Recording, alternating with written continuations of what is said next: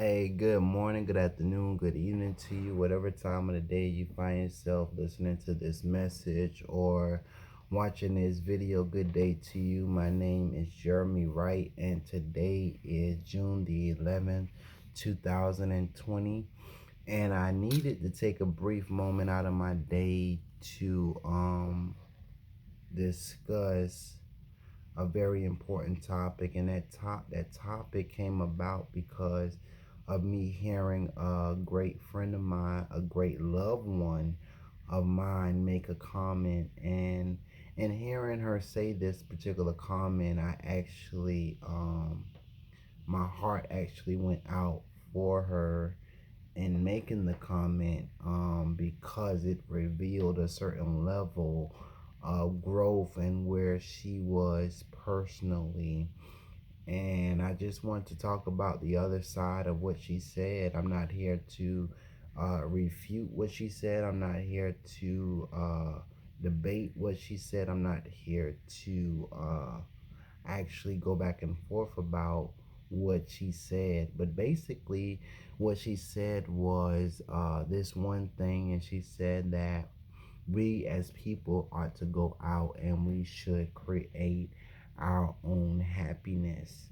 However, on the flip side of that, I don't want to just stay there because I want to actually expound on what it means to create our own happiness and what it means even to move beyond being happy as a person and as an individual. Um, and what it is that when we think about happiness, for an example, happiness is based upon external circumstances or external situations. Therefore, people, places, and things can make us happy. People, places, and things can make us happy as human beings. People, places, and things can make us happy. Therefore, external situations around us can make us happy. There's some situations, there's certain things that can make us happy. There's certain people that can make us happy, and there are certain places that can make us happy. Therefore, our happiness is actually in the hands of external factors, or basically the outside world. However, I want to caution you against that because we're not just looking for happiness from an outside perspective or from an outside worldview. Nevertheless, what we're seeking and what we're longing after is true joy. We're longing after true joy. And we don't want to stay in a place of being happy, but we want to move beyond being happy to being in a place where we have true joy. And that's probably why I love the Apostle Paul so much. Is because this was a man who actually endured a lot of trials and tribulations and actually was faced with persecution and faced with a whole lot of things, yet and still he found the courage to write letters to churches and tell them to rejoice in the Lord always. Again, I say to rejoice. He wrote that to the church at Philippi or Philippi, whichever one you prefer. But he told them to continue to rejoice in the Lord no matter what it was they were going through, no matter what it was they were facing. He was encouraging them, he was admonishing them that they will continue to have joy no matter what it was that they were up against. And he was writing this letter from a prison cell, so I could only imagine where he was. But yet and still, this was a man that had actually moved beyond being happy to a place of true joy, to a place of true joy. And that's what I am basically harping on right now for the first 5 minutes, and hopefully for the next 5 minutes I'm going to harp on it some more. But he's actually in this place where he's telling them to rejoice in the Lord always. Again, I say to you, rejoice. And what we see and what we know about the Apostle Paul, aside from him writing over half of the New Testament, is that in Galatians, the fifth chapter, when he's writing and letting us know that we ought to walk in the spirit, that we do not fulfill the lust of the flesh. I find that more and more that I read and more that I study that, I find that to be a challenge for myself, because I'm now challenged not to walk according to my flesh. Therefore, therefore, there are certain things that may make me happy that I am warned against, allowing my flesh to lead me. Therefore, he said, don't walk in this flesh, but walk in the spirit, that you do not fulfill the lust of the flesh. Because the spirit war against the flesh, and the flesh against the spirit. And these two are contrary to one another. So when I think about this thing, this topic of happiness versus joy, what I often think about is that people find that money makes them happy. Money makes a lot of people happy. You give some people money, and they're your best friend. All of a sudden, they're your best friend. Like, you have to be careful of individuals like that who are actually just your best friend because of money, because the word of God have us to know that the love of money is the root of all evil. Therefore, we do not want to get in a place in our lives, in our spiritual walk, in our Christian journey, where we are in love with money. I actually heard this gospel artist who actually laid it out plain. He said, man, people would do anything for the money. And we're now living in a time where people would do anything for the money. And you have to actually be careful of those around you and those you surround yourself with, because they are actually in a place where they're actually will do anything for the money. And there's some people there's some people who will actually they're tricked. They'll actually sell their bodies, they'll prostitute their bodies for the money. They will trap. There are some people who will sell drugs and think nothing about it, and could care less about your well-being if you actually overdose. And there are people who will straight up rob you for the money, because they desire the money so much they're willing to actually stick you up, to take everything that you have, um, just basically for money. And all of that is to feed happiness. All of that is to feed happiness. There are people who do these things just to be happy. That's why people go wake up day in and day out to go to a job they can care less about, because they are just getting paid a lot of money. Therefore, hey, I'm gonna do this job, I'm gonna work these hours, I'm gonna get this money. I'm only doing it because of the money, because the money is what makes me happy.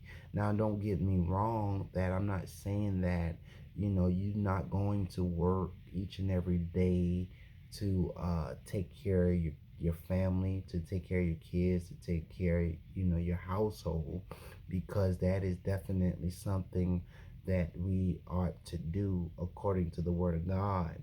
But I am actually referring to when we allow our jobs to become an idol, when we allow money to become an idol, where we put more faith in the job and money than we do in God.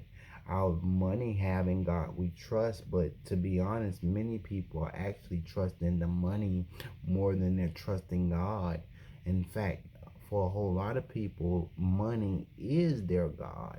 Therefore, in order to talk religion to anyone, you have to talk money, because that's all a lot of people know, and that's all a lot of people understand is the money.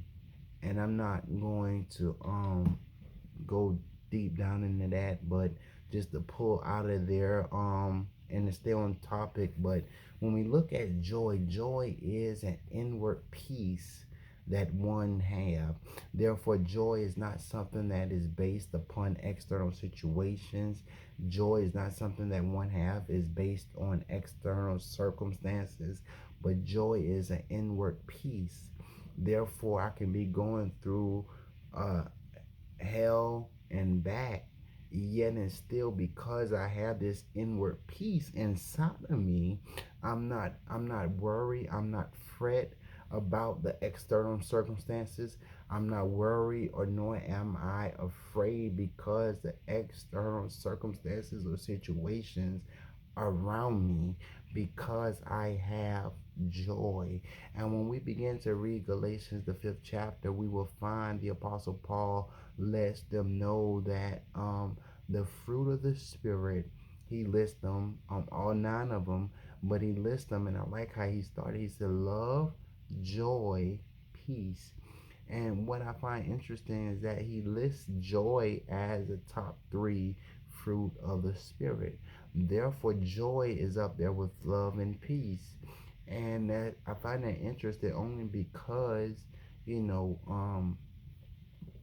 as believers, we have to have some form of joy, some form of joy. And I'm going to share this story with you before I end, but we have to have some form of joy, and our joy cannot be based upon external circumstances. Our joy cannot be based upon external situations, but we have to have a joy that's embedded deep down within us, that no matter what we're going through, no matter what we're facing, we have the joy of the Lord. And I want to share this story with you before I actually sign off. I'm trying to hit the 15-minute mark. So before I sign off, I recently had a doctor's appointment where I saw a specialist. The specialist that I saw was a neurologist, and I see a neurologist because of the head trauma I received back in 2017, whereby I had a ischemic stroke that actually left a big scarring on the brain. Therefore, I see a neurologist for that reason. And I was talking to the nurse who was actually getting ready to get me into a room, and she was just looking over my chart as we were walking. And as we entered the room, she was looking over my chart. And one of the things she said was, you have actually gone through a lot since, at an early age. Basically, she said you went through a lot at an early age. And of course, I agreed with her, and I said, yes, ma'am, I have, and I did. And of course, me being me, I'm smiling. And she said, however, you know you went through a lot, yet and still, you still have your smile.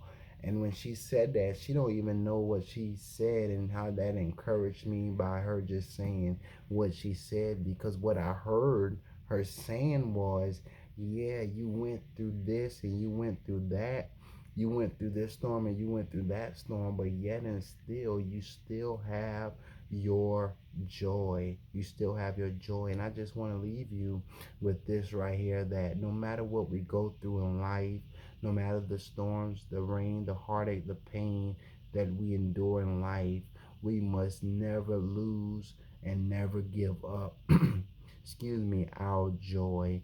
It is Nehemiah that writes these words in Nehemiah, the 8th chapter, the 10th verse, and he states that the joy of the Lord is my strength.